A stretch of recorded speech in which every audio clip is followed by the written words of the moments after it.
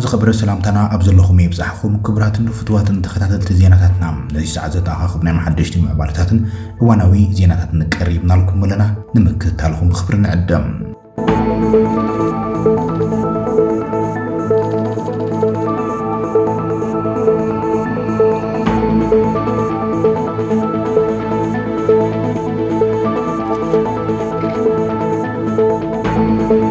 አቶ ዓለም ገብረዋህድ ምክትል ፕሬዝዳንት ትግራይ ኮይን ተሸይሞሎም ፕሬዝዳንት ጊዜያዊ ምሕዳር ትግራይ ጀነራል ታደሰ ወረደ ነቲ አዘራራቢ ፖለቲከኛ ሹመት ከም ዝሃቦ ብደብዳቤ ወፂሎም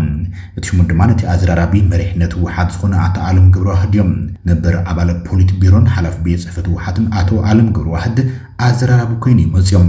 ምስ ብጸቱ አመራርሓ ሰራዊት ካብ ቀረባ ዋናት ናብዚ ናብ ምትፍናን አትዩ ጸኒሑ ዝብሉም ጭምጭምታ እናወጽዮም መጽዮም አቶ ዓለም ገብረዋህድ ናብ አዲስ አበባ በሙጋዝ ድማ ስልጣን ጊዜያዊ ምሕዳር ትግራይ ምርካብ ምስ ሰበ ስልጣናት ብልጽግና ተዘራሪቡን ተረዳዲኡን ዝብሉ ብዙሓት ሓበሬታታት ወጽዮም ነይሮም እዮም ሕዚ እቲ አዘራራቢ ፖለቲከኛ ህወሓት ዝኾነ አቶ ዓለም ገብረዋህድ ፕሬዝዳንት ጊዜያዊ ምሕዳር ታደሰ ወረደ ምክትል ፕሬዝዳንትን አማኻሪ ዞባን ወረዳን ከተማታትን ገይሮም ከም ዝሸሞ ደብዳቤ ወጽዮም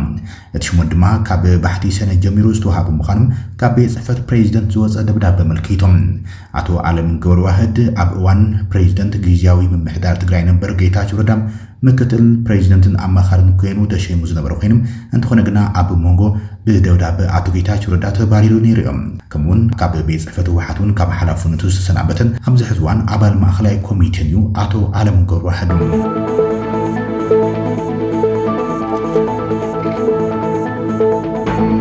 እዚ ከምዚሉም ከሎ ድማ ፕሬዝዳንት ታደሰ ወረደ ኣማሲዩ ናብ አዲስ አበባ ተጓዒዙ ዘሎም እቲ ፕሬዝዳንት ንወሳኒ ስራሕ ናብ አዲስ አበባ ከም ዝተጓዓዘ ሰሚዕና ዘለና ጀነራል ታደሰ ትማሊ ብቤት ጽሕፈቱ ኣቢሉ ኣብ ዝርግሖ መግለጺ ኣብ ኣፈጻጽማ ውዕሊ ሰላም ፕሪቶሪያ ይኹን ዙርያ መለሽ ሕስና ትግራይ ብዘተማምን ብርኪን መርግጋጽም ኣብ ሞንጎ ትግራይን ፌደራልን መንግስትን ፖለቲካዊ ልዝብ ክካየድ ከም ዝሓትት ይገሊጹ ነይሮም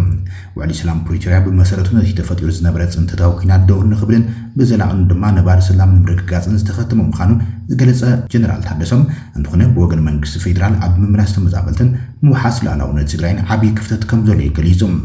ፕሬዝዳንት ጀነራል ታደሰ ኣብ ምስማት እግሪ ምትካልን ዳግመ ናብ ሕብረተሰብ ምጽንባርን ሰራዊት ትግራይ ዘሎ ክፍተት ከምኡን እቶም ዝሰናበቱ ዘለዉ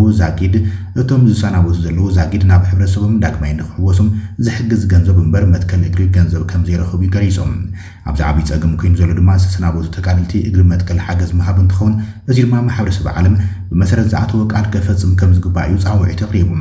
ናብ ኩናት ዳግማይ ንኣትወሉ ምኽንያት የለን ዝበለ እቲ ፕሬዝዳንት ተመዛበልቲ ምምናስን ከም ድማ ብወረርቲ ሓይልታት ዝተሓዙ ግዛኣታት ትግራይ ሓራ ንምውፃእ ምስ መንግስቲ ፌደራል ብቐጻልነት ተቐራሪብካ ምስራሕ ከም ዝኾነ ይገሊጾም ፕሬዝዳንት ጀነራል ታደሰ ከም ዝበሎ ምስ ቀዳማይ ሚኒስትር አብይ አሕመድ ቀጻሊ ተራኺቦም ኣብተን አጀንዳታት ብቐዳምነት ይብሉ ከም ዝገሊጹ ነይሮም ፕሬዝዳንት ጀነራል ታደሰ ቦርድ መረፃ ኢትዮጵያ ኣብ ልዕሊ ውድብ ህወሓት ዝሃቦ ካብ ፖለቲካ ፓርቲነት ናይ ምስራዝ ብይን እቲ ውድብ ድማ ፈራሚ ውዕሊ ሰላም ፕሪቶሪያ ምስ ምዃኑ ተዛሚዶም ጸገም ንከይፍጠር ብቐረባ ምስ ፌደራል መንግስቲ ብፖለቲካዊ ልዝብ ንኽፍታሕ ምስራሕ ኣድላይ ምዃኑ እዩ ኣብቲ ትማሊ ብቤት ጽሕፈቱ ዝወፀ መግለጺ ኣመልኪቶም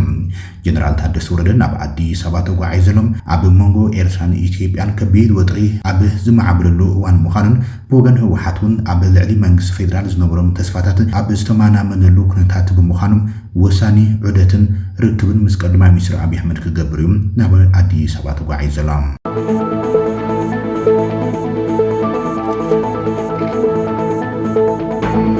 ውሕዳት ፖለቲከኛታት በተደጋጋሚ ንመላእ ህዝቢ ናብ ኩናት ዝምርሕዎ ዘለዉ ስትራቴጂ ከበቅዕ ኣለዎ ክብል ኣማኻሪ ቀዳማይ ሚኒስትር አቶ ጌታቸው ረዳ ተዛሪቡ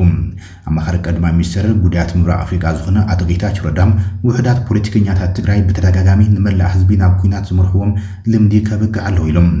አቶ ጌታቸው ሰላም ዲሞክራሲን ልምዓትን ትግራይ ዕድላትን ብድሆታትን ብዝብል ኣርእስቲ ኣብ አዲስ አበባ ኣብ ዝተኻየደ ዘተዮም ኣማኻሪ ቀዳማይ ሚኒስትር ጉዳያት ምብራቕ ኣፍሪካ ዝኾነ አቶ ጌታቸው ውሕዳት ፖለቲከኛታት በተደጋጋሚ ንመላእ ህዝቢ ናብ ኩናት ዘብጽሕዎ ዘለዉ ትራጀዲ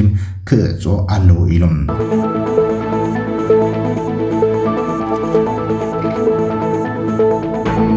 ኣብ ብዙሓት ከባቢታት ኢትዮጵያ ከቢድ ሕጽረት ናፍታ ከም ዘጋጥሞ ተገሊጾሎም እቲ ሕጽረት ነዳዲ ድማ ኣብ ትግራይ ብቐንዱ ተምሃሮ ናብ ፈተና ንምውቃዕ ዝብድሆ ከም ዝኾነም እዩ ተገሊጾም መራሕቲ መካይን ንሚድያት ኣብ ዝሃብዎ ቃል ኣብ ገለ ከባቢታት ኢትዮጵያ ማለት እውን ኣብ ክልላት ትግራይ ኣምሓራ ኦሮምያን ከቢድ ሕጽረት ናፍታ የጋጥም ከም ዘሎ ገሊጾም ቢሮ ትምህርቲ ጊዜያዊ ምምሕዳር ትግራይ እውን ኣብ ትግራይ ተምሃሮ ናብ ፈተና ማእኸላት ኣብ ምጓዓዝ ሕፅረት ነዳዲ ቡድሆ ከም ዝኾነ ገሊጹ እዮም።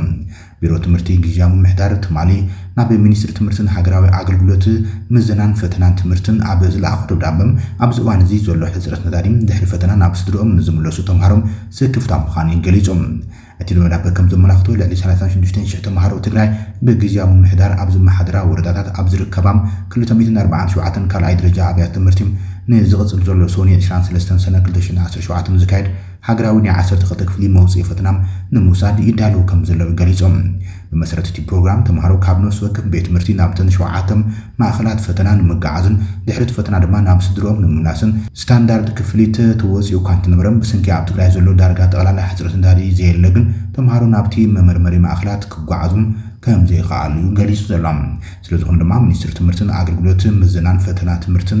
ዝምልከቶ ማእከላት መንግስቲ ፌደራል ብሓባር ብምዃን ነዳዲ ብቁልጡፍ ናብ ትግራይ ንምእታው ከሳልጡ ከም ዘሎም እዩ ፃውዒት ተቕሪቦም። ነዚ ጉዳይ ብዝምልከት ሚኒስትሪ ንግድን ዞባዊ ምትሕግጋዝን ኢትዮጵያ ብ17 ሰነ ኣብ ዘውፅኦ መግለፂ እቲ ናይ ፓኬጅ ድጎማ ክስረዝን ዋጋ ነዳዲ ኣብ ዋጋ ነዳዲ ዓለም ዝተመርኮሰ ክኸውን ምዃኑ ድማ የፍልጡ ነይሮም። መንግስቲ ካብ 2014 ዓ.ም ጀሚሩ ዋጋታት ነዳዲ ውሽጢ ሃገር ክወስኽ ዝፀንሐ ኮይኑ ካብ ሽዑ ጀሚሩ ዝወሃብ ዝነበረም ናይ ፓኬጅ ድጎማ በብቁርብ ክሳብ ሰነ 2016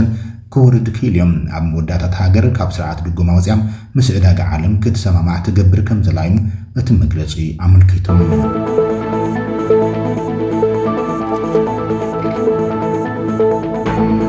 ኢራን ምስ ኣሜሪካ ኒውክሌራዊ ዝርርብ ዳግማይ ክትጅምር ምዃናን ዝቐረበ ሓሳብ ነፂቃትላ። ሚኒስትሪ ጉዳያት ወፃኢ ኢራን ኣብ ልዕሊ ትካላት ኒውክሌር ዝበፅሐ ጉዳት ድማ ከቢድ ከም ዝኾነ ገሊጹ። ድሕሪ ምዝዛም ናይ 12 መዓልታት ኩናት እስራኤልን ኢራንን ሚኒስትሪ ጉዳያት ወፃኢ ኢራን ዓባስ ኣራግቺ ሃገሩ ምስ ኣሜሪካ ኒውክሌራዊ ድርድር ዳግማይ ክትጅምር መደብ ከም ዘለዋ ዝገልጹ ጸብጸባት ነፂግዎሎም። እስራኤል ብ13 ሰነ ንኢራን ቅድሚ ምጥቃም ኣሜሪካን ኢራን ኒውክሌራዊ ዝርርብ ይካየድ ከም ዝነበረ ዝፍለጥ ኮይኑ ንፕሮግራም ኒውክሌር ቴህራን ዝድርት ሓዱሽ ስምምዕነት ንምብፃሕ ድማ ዝዓለመ እዩ ነይሩ። ፕሬዚደንት ኣሜሪካ ዶናልድ ትራምፕ ኣብ ዝሓለፈ ሰሉስ ኣብ መንጎ ክልቲን ሃገራት ዝተኻየደ ዕናዊ ኩናት ብተኽሲ ዶ ምባል ከም ዝዛዘምዎ ዝፍለጥ እዮም። ንፅባሓይ ድማ ዋሽንግተን ዝመፅእ ሰሙን ምስ ቴህራን ዝርርብ ኒውክሌር ክንጅምር ኢና ክብሉ ገሊጹ ነይሮም። ሚኒስትሪ ጉዳያት ወፃኢ ኢራን ዓባስ ኣራግቺ ግን ነዚ ከምዚ ግምት ክቆፅረ ኢሎም ኢራን ናብ መኣዲ ድርድር ክትምለስ ዝኾነ ይኹን ተስፋን ንግዚኡ እፅዋት እዮም ኢሎም። ድርድር ዳግማይ ንምጅማር ዝኾነ ስምምዕነት የተረኣየን ዋላ እውን ናይ ድርድር ዘረባ ኣይተረኣየን። ካብዚ ሓሊፉም ኣብዚ እዋን እዚ ድርድር ምግባር ትርጉም የብሉን ኢሎም። ኣብ ማእኸል ድርድር ኣሜሪካ ናይ ምጥላም ታሪክ እዩ ዘለዋ። ብዛዕባ ተሳትፎ ኣሜሪካ ኣብ ኩናት እስራኤልን ኢራንን ኣመልኪቱ እንትዛረብ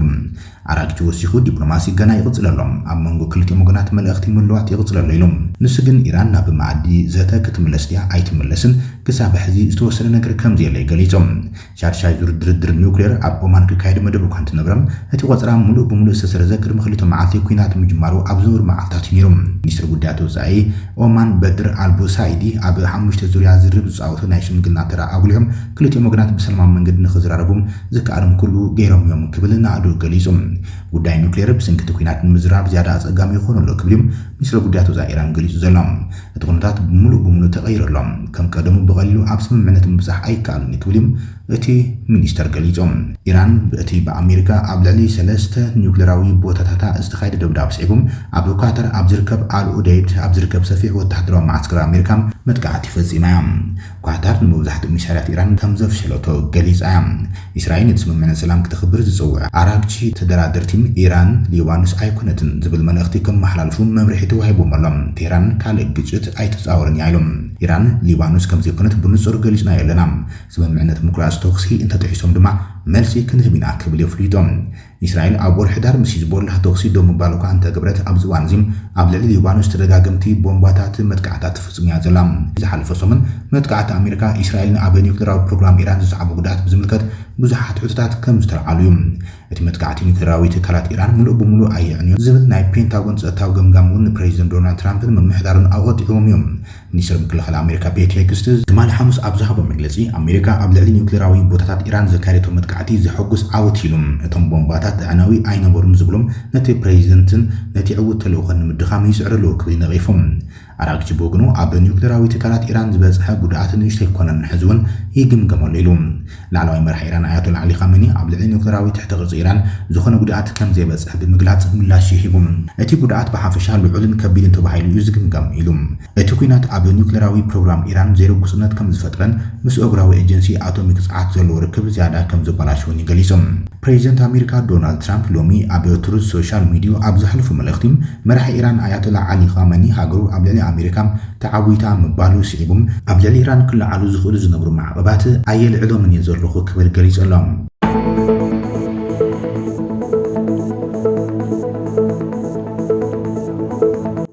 ክቡራትን ፍትዋትን ተኸታተልቲ ዜናታትና ነዚ ሰዓት ዝጠኣኻኽቡ ናይ ሓደሽቲ ምዕባለታት ኣብዛዚምና ንሰናይ ምክትታልኹም ነመስግን ብሩኽ ግዛም